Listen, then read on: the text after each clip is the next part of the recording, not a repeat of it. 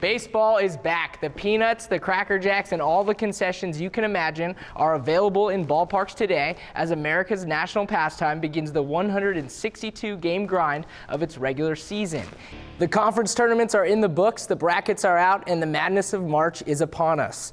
Tiger Woods usually just wears red on Sundays, but he doubled up on his favorite color today when weather pushed the Arnold Palmer Invitational to Monday. With Mike Smith back in goal and bruiser Rafi Torres back from a 21-game suspension, are the Coyotes back? Saturday night was a good start in Glendale when Smith held the Stars scoreless for his first shutout of the season and the Coyotes' third win. The details are still being worked out, but it looks like the Cardinals are trading for another quarterback. 2 years ago, Arizona gave up the house for Kevin Cobb, and we know how that worked out. 4 points down, 7 games to go. There's no question the Coyotes are teetering on the brink of a lost season, but Dave Tippett's boys still have a chance of sneaking into the playoffs. The road starts tonight with the Sharks in Glendale, and it's not getting any easier.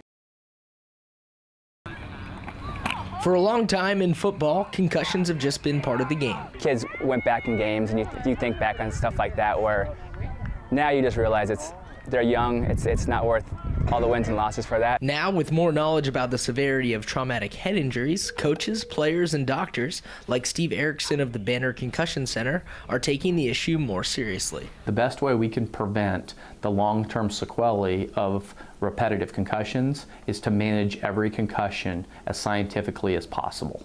In youth sports like club football, coaches take a computerized test to get concussion certified. At Banner, it's a much more thorough approach. For the thousands of Arizonans and millions of Americans that suffer concussions each year, new innovations like balance testing are the wave of the future. That means creating a baseline before an athlete is injured, a process that used to be reserved for those at the upper levels, but not anymore. Balance, vestibular, vision integration, and fine motor. And so now we have even more information to assure that we're making sure that the person has complete resolution of all their symptoms. The Scottsdale Argonauts were the first youth team to undergo Banner's new methods, but coaches know much of the onus still falls on them. I think at the younger level to avoid constant contact and constant hitting in practices is important. It's okay to play with a little bit of soreness in your ankle. It's not okay to play with a sprained brain. And now these youngsters likely won't. In Scottsdale, for Cronkite Sports, I'm Pat Moroney.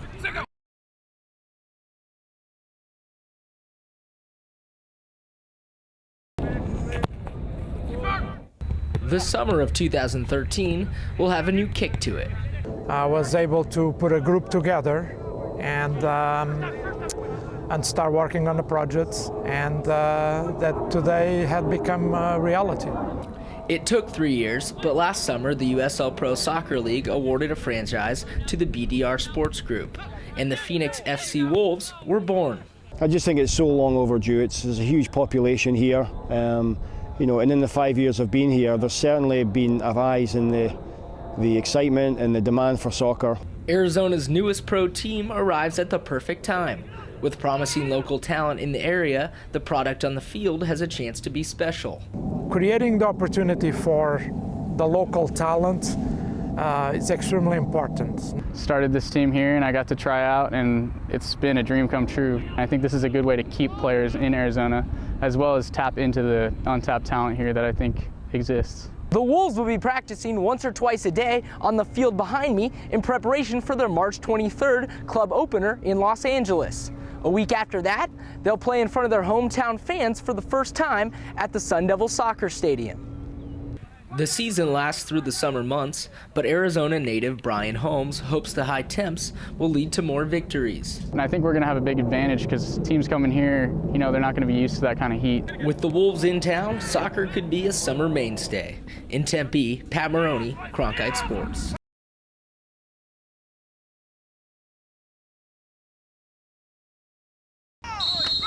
College football comes at you fast, and some players, like incoming ASU freshman Chance Cox, want a head start.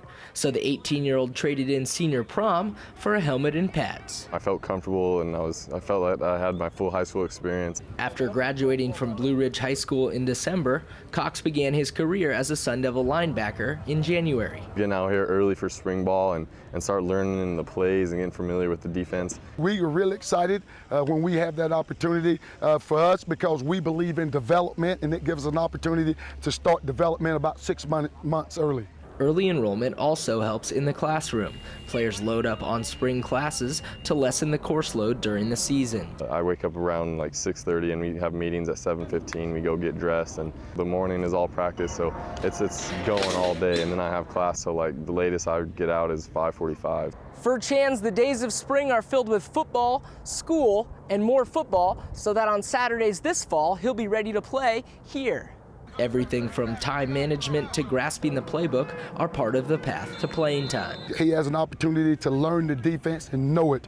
So when he come back in the fall and he's competing for playing time, he already knows the system. Getting here right now and picking it up, I think that really is what's going to help set the basis for me being able to play early. Whether it's on the field or off, Cox is ahead of the game. For Cronkite Sports, I'm Pat Moroney.